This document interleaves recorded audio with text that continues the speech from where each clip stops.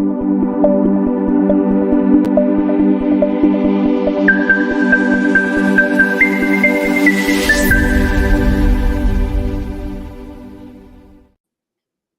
everybody. Thank you so much for joining us today. My name is Juan Carlos Brando, and for me, it's a pleasure to join all of you one more time in this show with the attorneys of the law firm of Margaret W. Wong and Associates. Today, we will be talking with the attorney Noor Chamas, who is one of the experts in those cases that are related to asylum applications, cancellations of removal, also waivers, and many other petitions. So let's welcome the attorney Noor, and feel free to ask your questions related to immigration today. Hello, attorney Noor. How are you doing today? I'm doing well, thank you. How's everybody else? Everybody is good, I hope. But for as of me, I'm good. I'm doing very, very good. So attorney, we've had some questions in the last few weeks talking about what's going to happen to the asylum applications since President Biden supposedly signed executive order saying that people won't be allowed to apply for asylum at the border starting from 1 or 2 weeks ago. So, what are your thoughts about this new executive order? So it's a good question, and a lot of people have questions about that because it also has confused some people about who is eligible and who is not eligible to file for asylum. So just to be clear, if you are already in the U.S. right now, this does not impact you at all. It only impacts people that are trying to come and claim fear or try to file for asylum at one of the ports of entry. So essentially what the Biden administration did is they said, because there's so many people crossing the border, asking for asylum and other things, but in order to control it, what they said was that, if there's more than 2,500 people crossing the border, then they would stop allowing asylum applicants at the border until that number comes down to under 1,500 for a period of 2 weeks. And then at that point, they could restart the application process. But this has strictly to do with people coming at the border. It does impact them, obviously, because if the numbers are so high, then they're not going to be able to file for asylum. But it does not impact people already in the United States or who already have a pending asylum application. Okay, thank you very much, Attorney Noor. And we're receiving the first question today, and this person says, "Hi, I missed my court hearing because I got confused with the place. Got to court 10 minutes later, and the judge told me I need to file a letter asking to reopen the case. How is this?" Okay, so that's a good question. So if you miss a court hearing, generally you can file what is called a motion to reopen your case with immigration court. Because what happens is if you miss a court hearing, the court can order you removed in your absence. So I assume this is what happened in this case. When you file a motion to reopen, you have to establish that you missed your court hearing due to an exceptional circumstance. Exceptional circumstances can be something like death in the family. It can be like somebody getting sick, or it can be something else that may have prevented you from being able to make it to court on time. I'm not sure exactly what the source of your confusion is, but if you have a good reason why you missed your court, and it seems like you actually made it there, but you were a little late, you may have actually good grounds to file a motion to reopen. Then your case will be reopened and you'll have a new hearing date so that you will not have an order of removal. But I would urge you to consult attorneys to help you with that. You can call our office and we'd be happy to help you because sometimes it is difficult for regular people to understand what is required to file a motion to reopen with the court. Okay, so it's not that simple just to get that letter and maybe just ask the judge to reopen the case. Is that simple, or is there a specific process that you need to do in order to file the motion to reopen correctly? So, I mean, there's a process to do it. Obviously, as lawyers, we know like the specific language to use, legal source to use, or legal citations to use, and also any sort of supporting documents that may be necessary in order to support your motion. It's something that I would highly encourage that you consult with an attorney about, because if you file it incorrectly or you don't file it with proper language or documentation, your motion might be denied, and that would be detrimental to you. So that, again, it's very important that you consult with an attorney about these issues. Okay, thank you very much, and appreciate your advice in this case. If you have any other question, please give us a call. The phone number is 216-279-3984. 216-279-3984 is the phone number that you need to call in order to talk to the attorneys in the law firm of Margaret W. Wong and Associates. The next question is, I have a deportation order from 2020. My daughter was born in the US in 2019. She has Down syndrome. I came on 2018. I am from India. Can I reopen my case? My deportation order was in absentia. So there's a possibility that you could reopen your case. It depends, number one, on why you missed your court date in 2020, whether it was your first court hearing or not, whether the notice to appear, which is the charging document that puts you in removal proceedings, has a date and time on it.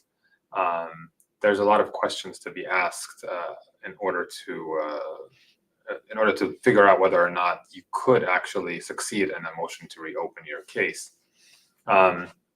So again, similar to the last one, I would encourage you to consult with an attorney who would be happy to help you out, look at all your facts. There's always a possibility that you could reopen your case. Generally speaking, if, let's say, for example, that you missed your court date because you didn't receive the court hearing notice, then there's a possibility that you could reopen your case on the basis that you had no notice of your hearing date. That's one example. But there's other things that that might allow you to reopen your case, and then at that point, depending on how long you've been in the U.S., I don't know.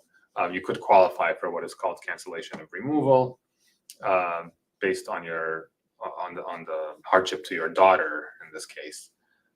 So again, similar to the last one, I strongly encourage that you consult with an attorney about this issue.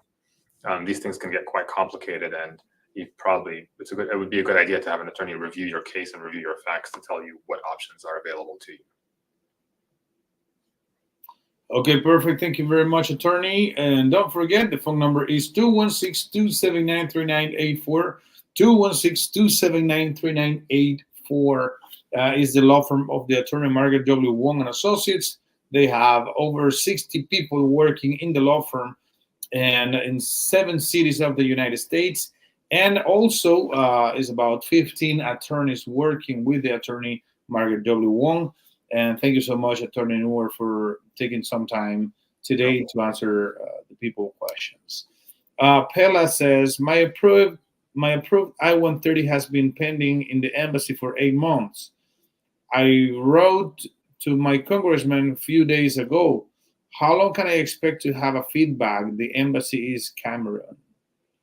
I see I-730 on there. Is that what they meant?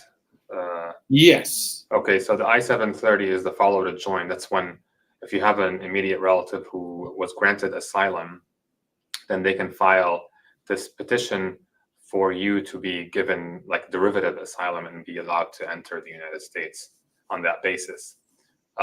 It would be very difficult for me right now to give you an answer about how long it would take and why your I-730 has been pending for so long. If your Congress, the member of Congress that you're referring to has written a letter, then they may receive an answer as to the reason behind the delay. I can't tell you exactly why that would be. If you wanted to, consult with us and help you out with this case, we could, send a letter and figure out what's going on, do an inquiry about what's going on with the embassy. But outside of that, I can only tell you to wait until at least maybe your congressional representative receives an answer, because we don't know exactly. There's a multitude of reasons why sometimes cases might be delayed. Sometimes they're considered to be an administrative processing. That usually means that they're doing extensive background checks on the person that's the beneficiary of the petition. But I can't tell you for sure. So again, if you want us to help you out with this, we'd be happy to talk to you about it. Otherwise, I would just say that just wait until your congressional representative receives that answer, hopefully. Okay, thank you very much, Attorney Noor. And don't forget, the phone number is 216-279-3984, 216-279-3984. I need to prove moral character to USCIS, but I had a shoplifting 7 years ago. How can I overcome these charges? All right, so I'm not sure exactly what application you're referring to in terms of having to prove good moral character. If it's to USCIS, it could be naturalization. If you have an application for naturalization, you have to show good moral character for 5 years prior. That generally means that if something happened more than 5 years ago, you may still be able to show good moral character because it's outside what is called the statutory period. But I'm not sure if you meant also possibly that you're in court and you have a cancellation of removal application, in which case you have to show good moral character for 10 years. So good moral character is, encompasses a lot of things. They review your not only your criminal record, but generally basically your lifestyle during that statutory period, whether it's the last 5 years or the last 10 years. So if you had a criminal record within the last 5 years or the last 10 years, it doesn't necessarily mean that you cannot qualify to establish good moral character. It just is a negative factor in determining good moral character. If it's outside the statutory period, let's say you have to show good moral character for the last 5 years, and 7 years ago you had a shoplifting incident, also that doesn't necessarily mean that you can show good moral character the last 5 years, because everything is taken into account, including the seriousness of the crime, whether or not you actually met the requirements that the court imposed on you, whether you paid a fine that you were supposed to pay, whether you took classes that you were supposed to take. There's a lot of factors that go into determining that. So can you overcome the good moral character? Yes, you could very possibly overcome it. However, I would need to know more information. And, much like everything else, I again would advise that you consult with an attorney. You can consult with us, bring us all your information. We'll go over your case and let you know exactly what your options are and what the chances are that you could succeed in that application. Okay, thank you very much, attorney. And don't forget, the phone number is 216-279-3984, 216-279-3984. Okay, so I have another question. It says, I came on November 2023 through the border, surrendered, have to report, but it's impossible to do it through the phone or online. But I went to the office and they said that I need to do it online. What can I do in this case? I'm assuming you went to the Immigration, Customs and Enforcement Office and they told you that you can check in online. I know ICE has an app that they tell people to download on their phones or their devices, so they can check in through the app. That's something that has to do with ICE. So if they're asking you to report that way, then that's how you should do it. If you want to change the way that you report, you might need to contact them and see if there's a possibility to do that. Sometimes we can contact ICE officers and ask them to change the way somebody is reporting because it's an inconvenience, or the time that they report because it's not during a time that they're able to do so, or it makes it more difficult for them to do so. So I would need to know more. And also, if you're saying that they asked you to report online, then that's probably what you should be doing until you're able to change that method of reporting. I'm also not sure if that's what your question is. It's kind of confusing. If whether or not you actually want to change the way that you report. If you do, if they are asking you to report online, then that's what you should do until something else changes.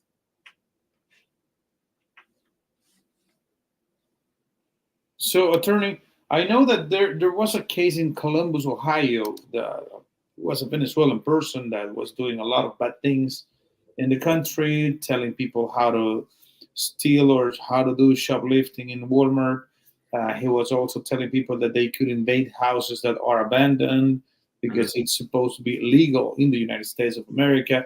So this person came through the border, supposedly had to apply for asylum or something similar to that, and this person never reported to immigration. So this person seems to have invaded a house, and then the ICE police came to the house and took him arrested, or the police came to his house, got him arrested, and apparently he was deported. So my question is, if a person doesn't show up in front of ICE to report, what are the consequences of for these people that don't report? So if you don't report to ICE and you're required to do so, you're considered at that point to be an absconder, meaning that you're kind of fleeing from immigration enforcement. If you have a pending case in immigration court, so what that usually could mean, sometimes they don't do anything. They'll just try to contact you again and have you report another time. Other times they might arrest you and detain you during the pendency of your immigration court proceedings because you would be considered a flight risk since you are not reporting like you are supposed to be reporting. Other times, if you do have, let's say, a prior order of removal or anything like that, or you're under order of supervision, then they could possibly arrest you and then process you for deportation at that point. So those are the possibilities that could happen. It's never a good idea to not report if you're required to do so, because there can definitely be serious consequences on your immigration case. Okay, thank you so much, attorney. And yeah, well, we don't have that much time. We only had 3 minutes to finish the show. But right now, there is another situation with people that are coming to the United States, and President Biden wants to help people that came illegally over 10 years ago.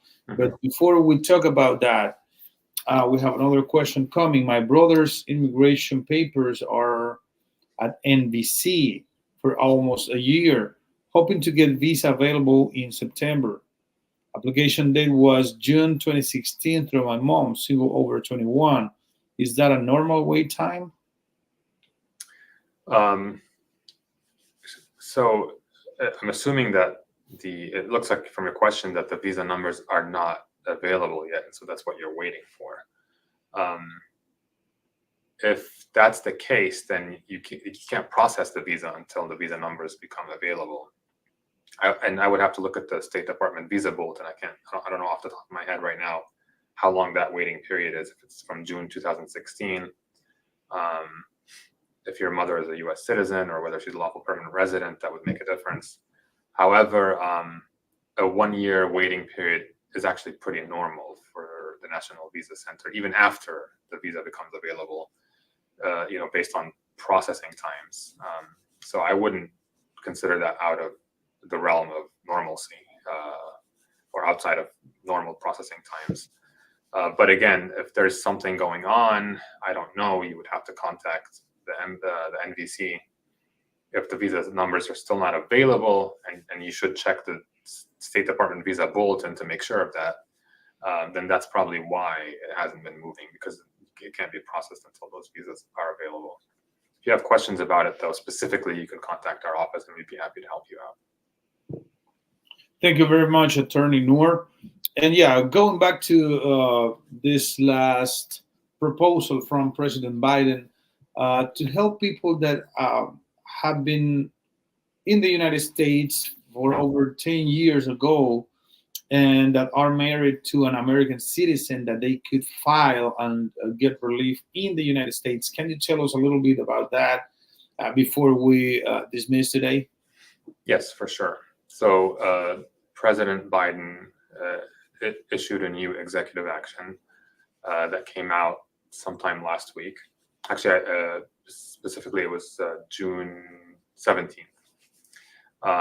So essentially what that says is that if you entered the US, if you entered illegally over 10 years ago, and if you are married to a US citizen,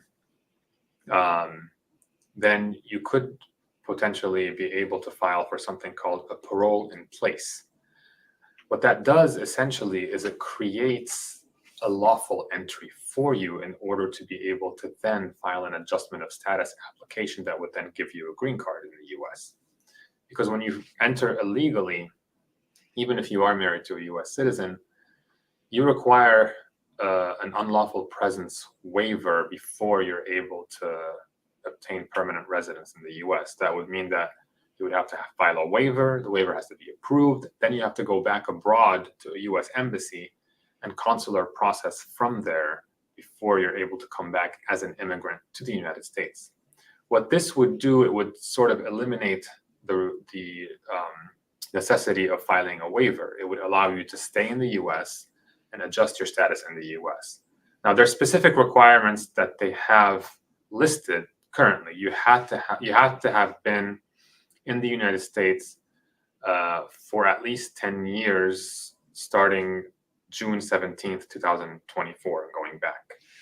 You had to have been married to a US citizen on June 17th, 2024 or before. So if you're not married to a US citizen and you get married to a US citizen now, you're not going to qualify. And you have to be otherwise admissible to the United States. That means that you have no criminal issues that would make you inadmissible, no immigration issues that would make you inadmissible, meaning, let's say you have multiple entries which create a permanent bar for you or a permanent inadmissibility to the US, then you're probably not going to qualify. Now, I say all this with a caveat. These are preliminary instructions so far that have been given by the Biden administration. They indicated that more information will be provided along with information about when they would start accepting applications, what the application fee will be, and other questions relating to specific circumstances and whether somebody would qualify. And they said that would happen later this summer.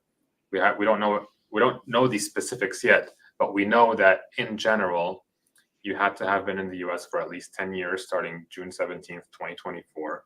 You had to have been married to a US citizen on June 17th, 2024, or before. You have to be otherwise admissible to the United States. So these are the general terms. As we learn more about specifics, we'll be happy to explain this to everybody. And we strongly urge, if you feel that you might qualify, that you call our office so we can give you more information about it and explain what your options would be at that point. That's perfect. Thank you very much, Attorney Noor. And our time is up for today. So I'll see you next time. But thank you for all of your answers and for sharing your knowledge with all of the audience. Thank you. I appreciate it. Thank you for having me. And I hope everybody has a good rest of their day. Thank you very much, and see you next time. Don't forget, the phone number is 216-279-3984, 216-279-3984. Attorneys in the law firm of Margaret W. Wong and Associates. Thank you so much for joining us, and see you next time.